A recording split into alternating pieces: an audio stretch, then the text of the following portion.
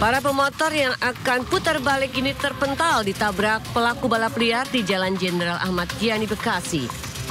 Korban terkapar di tengah jalan hingga warga datang menolongnya. Selain itu, kecelakaan juga melibatkan pelaku balap liar lainnya. Seluruh korban dibawa ke rumah sakit. Aksi balap liar di Jalan Jenderal Ahmad Yani atau depan Stadion Patriot Candrabraga, Bekasi Selatan sudah sering terjadi, terutama saat dini hari. Meski sering dirazia, para pelaku kerap kali kucing-kucingan dan melakukan aksi balap liar. Usai kejadian, warga mengaku sangat resah dengan aksi balap liar karena sudah mengancam jiwa. Dari Bekasi, Jawa Barat, Rahmat Hidayat, iNews melaporkan.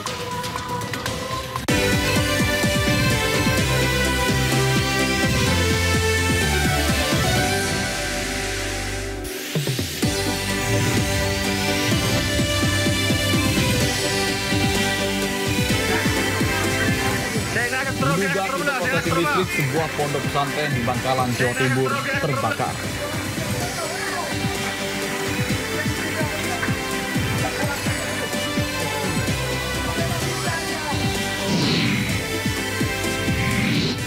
Agenda sidang 6 terpidana kasus Vina memasuki tahap pembuktian dilanjutkan hari ini.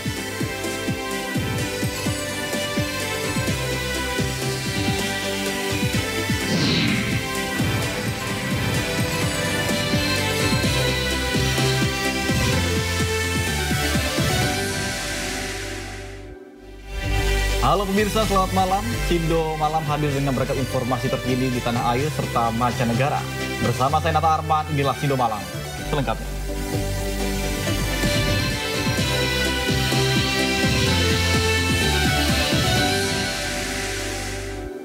Pemirsa Sindo Malam, kita awali dengan informasi diduga akibat korsleting listrik, sebuah pondok pesantren di Bangkalan, Jawa Timur terbakar dan menghanguskan sejumlah ruangan kelas serta gudang.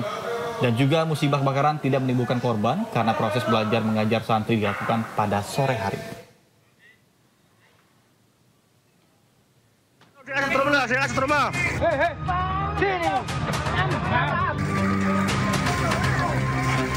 Kobaran api disertai kumpulan asap hitam membumbung tinggi di pondok pesantren Al-Mutaha di Desa Kleyan, Kecamatan Soca, Kabupaten Bangkalan, Jawa Timur. Angin kencang dan material bangunan mudah terbakar membuat api cepat membesar dan menjalar ke bangunan lainnya. 2 unit mobil pemadam kebakaran diturunkan untuk memadamkan kobaran api. Warga di sekitar lokasi juga turut membantu dengan peralatan seadanya. Api melalap sejumlah ruang kelas dan gudang di lantai 2 bangunan pondok pesantren. Diduga kebakaran berawal dari korsleting listrik di lantai 2. Yang terbakar adalah pondok pesantren yayasan. Kebetulan ruang kelas madrasah yang terbakar. Diduga sementara api berasal dari korsleting listrik. Musibah kebakaran ini tidak menimbulkan korban jiwa karena proses belajar mengajar santri dilakukan pada sore hari. Dari Bangkalan, Jawa Timur, Taufik Syahrawi, iNews melaporkan. Pemirsa, banjir bandang yang menerjang fasilitas umum termasuk kantor polisi di Mandiling, Natal, Sumatera Utara. Derasnya arus banjir membuat warga pun panik.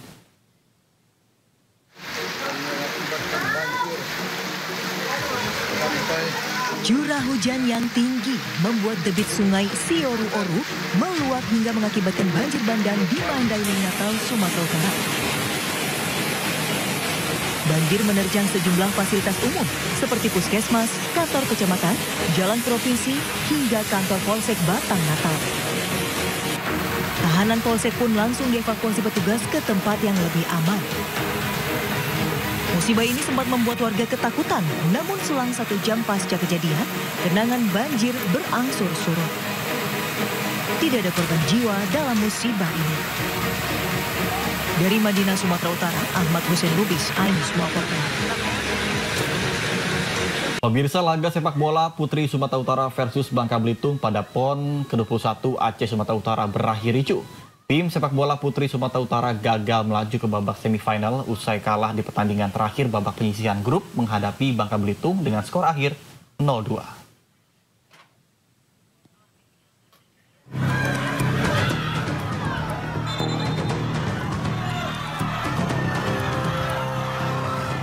Kericuhan mewarnai laga sepak bola putri Sumut versus Bangka Belitung pada PON 21 di Stadion Mini Deli Serdang, Sumatera Utara. Laga berjalan dengan tensi tinggi hingga terjadi beberapa insiden di lapangan. Ofisial kedua tim dan wasit juga sempat bersitegang di tengah lapangan. Penonton yang hadir turut emosi dan menambah riuh suasana stadion. Perseteruan antara kedua tim terus terjadi hingga akhir laga yang dimenangkan tim Bangka Belitung dengan skor 2-0. Kekalahan ini membuat tim Sumut terpuruk di dasar klasemen grup A tanpa poin, sekaligus dipastikan gagal melaju ke babak selanjutnya. Dari Deli Serdang, Sumatera Utara, Redwan Nasution, iNews melaporkan. Pemirsa, sidang peninjauan kembali 6 terpidana kasus Vina kembali dilanjutkan pada hari ini. Agenda sidang memasuki tahap pembuktian dengan menghadirkan sejumlah saksi fakta dari berbagai pihak pemohon. Ke-6 terpidana yakni Rivaldi, Eka Sandi, Eko Ramdhani, Hadi Saputra, Jaya, dan Supriyanto menghadiri sidang lanjutan peninjauan kembali yang digelar di Pengadilan Negeri Cirebon, Jawa Barat pada hari ini. Pihak terpidana selaku pemohon menghadirkan 4 orang saksi fakta pada sidang PK hari ini. Dalam sidang peninjauan kembali 6 terpidana kasus pembunuhan Vina dan Eki, kuasa hukum terpidana menyiapkan 39 saksi yang terdiri saksi fakta dan juga ahli. Saksi fakta dibagi menjadi 4 klaster, mulai dari klaster saksi alibi, saksi yang akan mengungkap dugaan kebohongan, saksi terkait dengan dugaan penyiksaan, dan saksi terkait dengan peristiwa kecelakaan lalu lintas.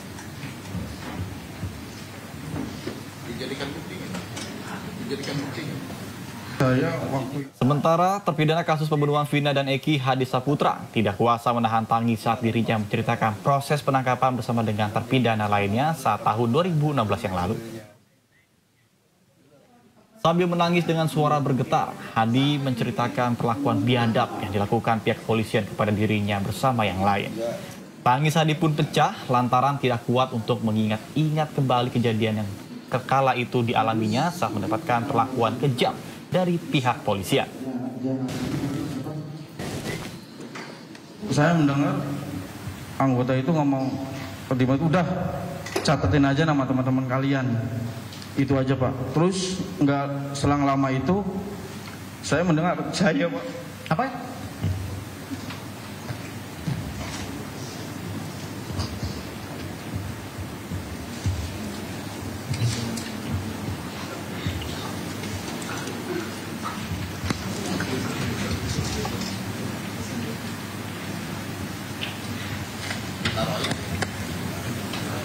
Izin yang majelis yang mulia.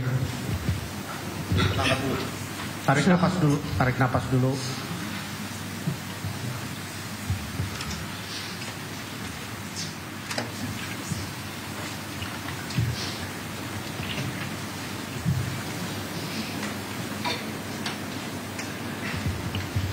Di situ Jaya bilang bahwa si Eko yang nguber, Hadi yang mukul.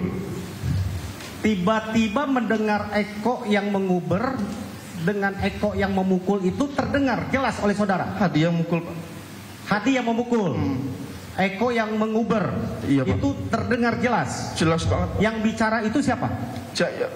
Jaya. Jaya. Oke. Jaya yang sampaikan gitu ya? Siap. Oke. Saudara ada mendengar tidak bunyi sesuatu di dalam ruangan Sudirman dan Jaya, baik itu katakan letusan senjata atau ada suara keras apapun saudara dengar? Enggak sih Pak, cuman dari keterangan Jaya aja Pak. Itu ketika polisi di dalam memeriksa Jaya dengan Sudirman dengan suara yang biasa, normal atau dibentak? Kayak takutan gitu Pak. Ketakutan ya? Iya Oke. Pak. Tapi saudara tidak mendengar Tidak Pak. ada suara letusan senjata atau ada ancaman yang saudara dengar terhadap Jaya dan Sudirman? Tidak ada? Tidak ada. Tidak ada ya? Oke. Nah, terus sesudah itu? Sesudah itu nggak lama lagi polisi pada masuk Pak. Polisi itu polisi dari mana? Dari dalam ruangannya Jaya sama Sudirman? Iya, ya ada yang dari luar, yang di dalam juga ada Pak. Oke, berapa orang kira-kira? Banyak sih Pak. Saudara ingat? Tidak Pak. Tidak ingat ya? Oke, terus? Terus habis itu Kita semua langsung, Pak.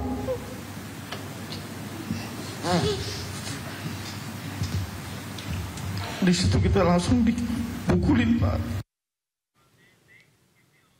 Hadi melanjutkan kesaksian tentang perlakuan tak manusiawi pihak polisian kepadanya. Ia merasa diperlakukan seperti binatang karena polisi melemparkan makanan kepadanya sampai nasi berceceran. Tidak hanya itu, Hadi dilarang makan dengan tangan hingga dia terpaksa memakan secara langsung nasi yang berceceran dengan mulutnya. Serangkaian penyiksaan Hadi alami selama ditahan di polisi. Ia pun kerap dipukuli, bahkan kepalanya dipukul dengan gembok. Dalam persidangan, Hadi memperlihatkan bekas luka di kepalanya tersebut kepada majelis hakim. Saya melihat itu kan Aldi bebas, Pak. Jam berapa itu kira-kira saudara saksi melihat Aldi itu dibebaskan? KPK geledah kediaman Menteri Desa Pembangunan Daerah Tertinggal dan Transmigrasi Abdul Halim Iskandar. Tetaplah bersama kami di Sindo Malam.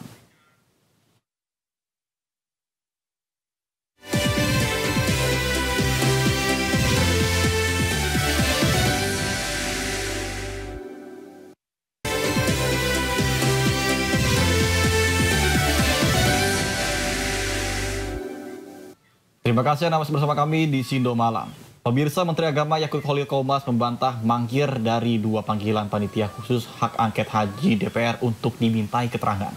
Yakut mengklaim tidak pernah menerima surat panggilan dari Pansus Haji. Hari ini Yakut datang ke gedung DPR RI untuk menghadiri rapat kerja bersama Komisi 8 DPR. Agenda rapat yaitu membahas penyesuaian rencana kerja dan anggaran Kemenag tahun 2025. Sebelumnya anggota Pansus Haji DPR Marwan Jafar mengaku telah memanggil Yakut sebanyak 2 kali untuk memberikan keterangan terkait dengan kasus dugaan penyelewengan haji tahun 2024. Namun Yakut menegaskan tidak pernah menerima surat panggilan dari Pansus Haji. Kemarin Pansus Haji menemukan hormati pernyataan Pak Marwan Jafar. Saya hormat sama beliau sebagai teman, sebagai sahabat, sebagai senior. Tentu pernyataan yang sudah dikeluarkan oleh Pak Marwan Jafar sebagai anggota DPR RI sekaligus anggota Pansus sudah berdasarkan pada data dan info yang valid, ya, begitu ya. Tetapi sampai saya datang ke sini, sampai saya datang ketemu kawan-kawan semua ini, saya belum pernah mendapatkan surat panggilan itu. Ya, bisa dicek di sekretariatan kesekjenan DPR kan bisa dicek ya. Jadi saya nggak tahu itu dasarnya dari mana. Makanya saya pengen tahu juga apakah benar saya sudah pernah dipanggil 2 kali. Karena kok saya belum menerima sampai saya datang ke sini ini saya belum pernah menerima nih surat. Apakah surat itu tidak sampai ke saya, salah alamat atau bagaimana saya tidak tahu. Oh, jadi alasannya karena tidak menerima? Nggak ada alasan. Saya menjelaskan bukan alasan. Jadi jangan di spin off ya. Artinya kalau mendapat ini bukan alasan. Ada orangnya di sini, maka kita akan tegur nih sekjen yang memberitahu bahwa mereka ini berada di luar. Kemudian ada juga yang harus kita panggil hari ini, belum ada jawaban, ternyata ada juga di sini, tapi pergi ke Cirebon. Sebetulnya dalam hal data-data yang kita buka tadi itu sudah diperbincangkan di rapat pansus dan itu sudah ditemukan bahwa siskohat yang mereka sebut itu tidak bisa dijebol, tidak bisa diutak-atik, ternyata bisa. Baik itu di sistem yang siskohat untuk reguler maupun siskopatuh yang untuk haji khusus, semuanya bisa. Nah, tentu di sini akan ada pertanyaan berikutnya. Sebetulnya yang memerintahkan untuk bisa ditembus ini, dirubah itu siapa? Kalau jawaban dari Hasan Apandi yang kita jumpai tadi, mereka menerima yang matang saja. Pemirsa, tim penyidik KPK geledah kediaman Menteri Desa Pembangunan Daerah Tertinggal dan Transmigrasi Abdul Halim Iskandar. Penyidik menyita uang tunai dari penggeledahan tersebut. Selain uang tunai, tim penyidik KPK menyita juga dan barang bukti elektronik. Penggeledahan dilakukan pada Jumat lalu dan berada di kediaman Mendes PDTT Abdul Halim Iskandar di Jakarta Selatan. Rumah Abdul Halim Iskandar digeledah diduga terkait dengan penyidikan kasus korupsi dana hibah Pemprov Jawa Timur periode 2019 hingga 2022. Pada hari Jumat tanggal 6 September tahun 2024, penyidik KPK melakukan kegiatan penggeledahan terhadap salah satu rumah dinas penyelenggara negara berinisial AHI di wilayah Jakarta Selatan. Penggeledahan dilakukan penyidik terkait dugaan tindak pidana korupsi pengurusan dana hibah untuk Pokmas dari APBD Provinsi Jawa Timur 2019 sampai dengan 2022. Dari penggeledahan tersebut, penyidik melakukan penyitaan berupa uang tunai dan barang bukti elektronik. Pemirsa, Presiden Joko Widodo merespon singkat soal dugaan gratifikasi berupa fasilitas jet pribadi oleh putra bungsunya sekaligus Ketua Umum PSI, Kaesang Pangarep. Jokowi hanya menekankan seluruh warga memiliki kedudukan yang sama dalam tatanan hukum di Indonesia. Presiden Joko Widodo turut menanggapi tudingan gratifikasi putranya Kaesang Pangarep terkait dengan penggunaan jet pribadi saat pergi bersama dengan istrinya Erina Gudono ke Amerika Serikat pada beberapa waktu yang lalu. Jokowi tidak menanggapi banyak terhadap tudingan tersebut dan hanya menyatakan semua warga negara memiliki kedudukan yang sama di mata hukum, tidak terkecuali putranya. Usai menjawab pertanyaan terkait dengan Kaesang, Jokowi pun langsung meninggalkan area tanya jawab dengan awak media.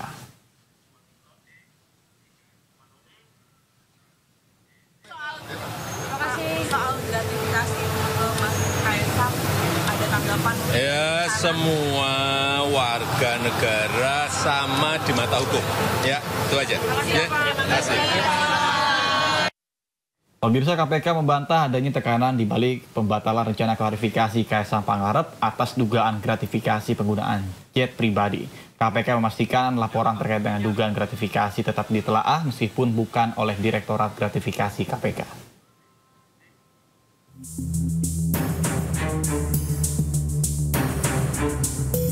Ketua Umum PSI Kaesang Pangarep sempat dikabarkan menghilang usai heboh dugaan gratifikasi penggunaan jet pribadi. Namun belakangan, Kaesang muncul dalam rapat internal PSI dan enggan bersuara terkait isu tersebut. Hal ini membuat KPK angkat bicara terkait batalnya rencana mengklarifikasi Kaesang Pangarep atas dugaan gratifikasi penggunaan jet pribadi. KPK menegaskan tidak ada tekanan yang diterima di balik pembatalan tersebut.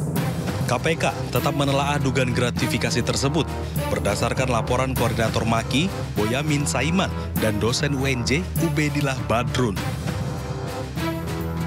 Namun, direktorat yang mengusutnya bukan Direktorat Gratifikasi, melainkan Direktorat Penerimaan Layanan Pengaduan Masyarakat atau PLPM. KPK pun berharap agar Kaesang melakukan klarifikasi sendiri agar isu tersebut tidak melebar. Selanjutnya, terkait isu gratifikasi itu sudah difokuskan di penelaahan pada Direktorat PLPM. Jadi sudah tidak lagi di Direktorat Gratifikasi. Isunya masih sama, rekan-rekan, bahwa pelaporan itu adalah terkait gratifikasi. Nah, kenapa difokuskan ke sana? Karena jangkauannya bisa lebih jauh lagi dilakukan oleh PLPM terkait kewenangan. Iya, sama sekali tidak ada tekanan ya rekan-rekan sekalian, bahwa KPK berharap saudara K ini melakukan klarifikasi sendiri itu dari awal sudah disampaikan oleh pimpinan atau Pak AM dalam hal ini. Sebenarnya ini juga agar isu ini tidak melebar kemana-mana. Tak hanya Kaesang, Wali Kota Medan Bobi Nasution juga terseret kasus serupa. Namun Bobi mengklaim bahwa jet yang ditumpanginya merupakan pesawat jet sewa. Tim iNews melaporkan.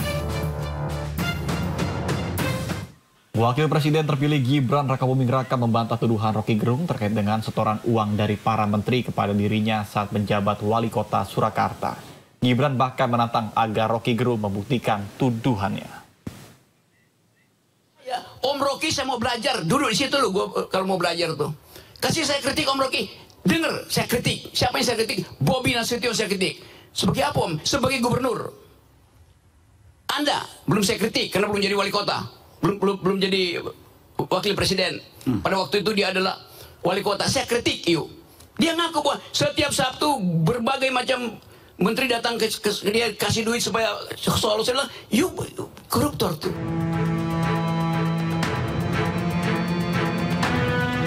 Saat belusukan di kota Surakarta, Jawa Tengah pada hari Selasa, Gibran membantah tuduhan pengajar filsafat Rocky Gerung soal menerima setoran uang setiap pekan dari sejumlah menteri selama menjabat wali kota Solo.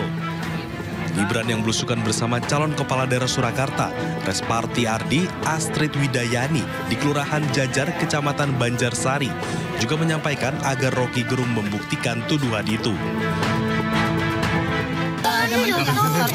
Mana apa? Ya dibuktikan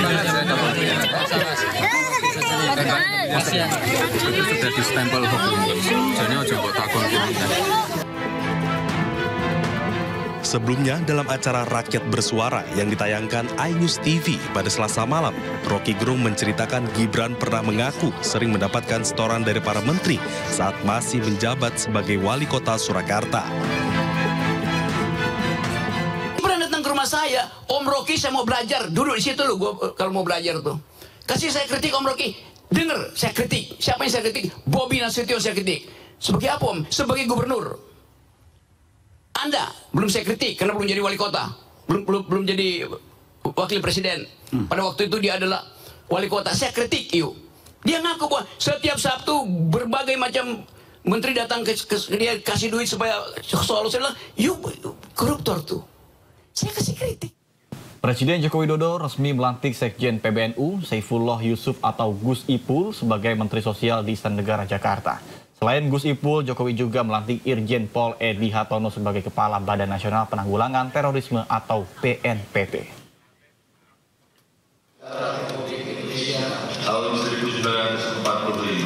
Tahun 1945 serta akan menjalankan segala peraturan perundang-undangan. Presiden Joko Widodo resmi melantik Sekjen PBNU Saifullah Yusuf atau Gus Ipul sebagai Menteri Sosial di Istana Negara Jakarta. Gus Ipul akan menjabat sebagai Mensos di sisa masa jabatan pemerintahan Joko Widodo Ma'ruf Amin yang tersisa 40 hari lagi. Gus Ipul menggantikan Tri Risma Harini yang mundur dari Kabinet Indonesia Maju karena mengikuti Pilkada 2024 sebagai calon gubernur Jawa Timur. Saat ini, Gus Ipul juga menjabat sebagai Sekjen PBNU periode 2022 hingga 2027, serta Wali Kota Pasuruan sejak 2021. Usai pelantikan, Gus Ipul menegaskan dirinya otomatis mundur dari jabatan Wali Kota Pasuruan. Kita coba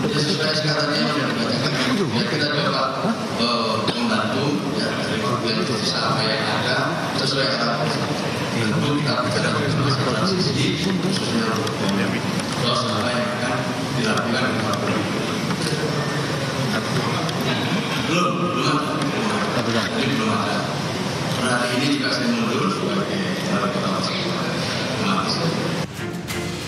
Selain Gus Ipul, Presiden Jokowi juga melantik Irjen Pol Edi Hartono sebagai Kepala Badan Nasional Penanggulangan Terorisme atau BNPT. Edi menggantikan posisi Komjen Pol Riko Amelza Dahnil. Sebelum dilantik menjadi Kepala BNPT, Irjen Pol Edi Hartono merupakan seorang perwira tinggi Polri sejak 2021 yang menjabat sebagai Widya Iswara Kepolisian Utama tingkat 1, Sespim Lemdiklat Polri. Di saat yang sama, Presiden Jokowi juga melantik Aida Suwandi Budiman sebagai anggota Dewan Komisioner Lembaga Penjamin Simpanan atau LPS. Aida Suwandi Budiman merupakan Deputi Gubernur Bank Indonesia periode 2022 hingga 2027. Tim Liputan iNews melaporkan. Pemirsa, Ketua DPP PD Perjuangan Puan Maharani membenarkan adanya rencana pertemuan antara Ketua Umum PD Perjuangan Megawati Soekarno Putri dengan Presiden terpilih Prabowo Subianto. Puan mengatakan pertemuan itu kemungkinan digelar sebelum pelantikan 20 Oktober tahun 2024. Puan Maharani mengatakan pertemuan itu merupakan ajang silaturahmi antara kedua tokoh. Puan menyebut belum mengetahui apa yang akan dibahas oleh ibundanya dalam Prabowo dalam pertemuan tersebut. Meski demikian, Puan tidak memberi kepastian kapan waktu pasti pertemuan tersebut. Puan juga menjelaskan terlalu cepat apabila disimpulkan bahwa pertemuan ini merupakan sinyal PDI Perjuangan akan bergabung dalam pemerintahan Prabowo Gibran.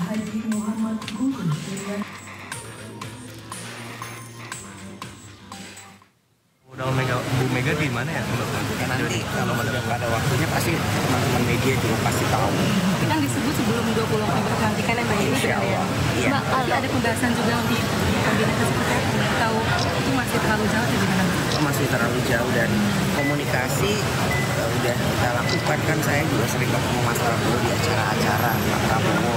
Jadi ya selalu berkomunikasi, selalu bersilaturahmi. Pemirsa, puluhan anjing peselancar mengikuti kompetisi selancar anjing di pantai Del Mar, San Diego. Informasinya saat lagi, tetap bersama kami di Sindo Malam.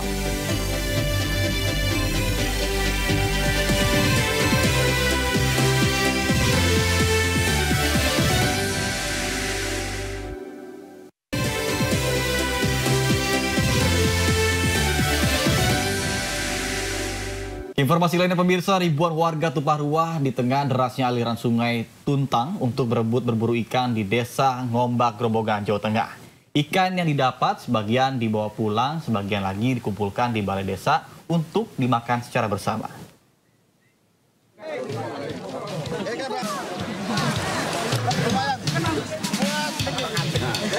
Warga desa Ngombak, Kecamatan Kedung Jati, Grobogan, Jawa Tengah, berebut banjakan yang terdiri dari nasi, sayur gudangan, ayam ingkung, telur rebus, tahu, dan tempe. Nasi banjakan yang sudah didoakan ini kemudian mereka makan beramai-ramai sebelum melakukan tradisi tubo atau tradisi berburu ikan di tengah Sungai Tuntang.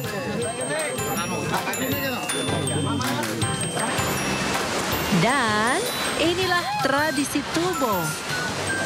Ribuan warga turun ke sungai sambil membawa alat penangkap ikan. Di tengah derasnya aliran sungai, sejumlah warga berebut ikan yang muncul ke permukaan air sungai. Tradisi menangkap ikan di sungai ini biasanya dilakukan oleh seluruh warga desa.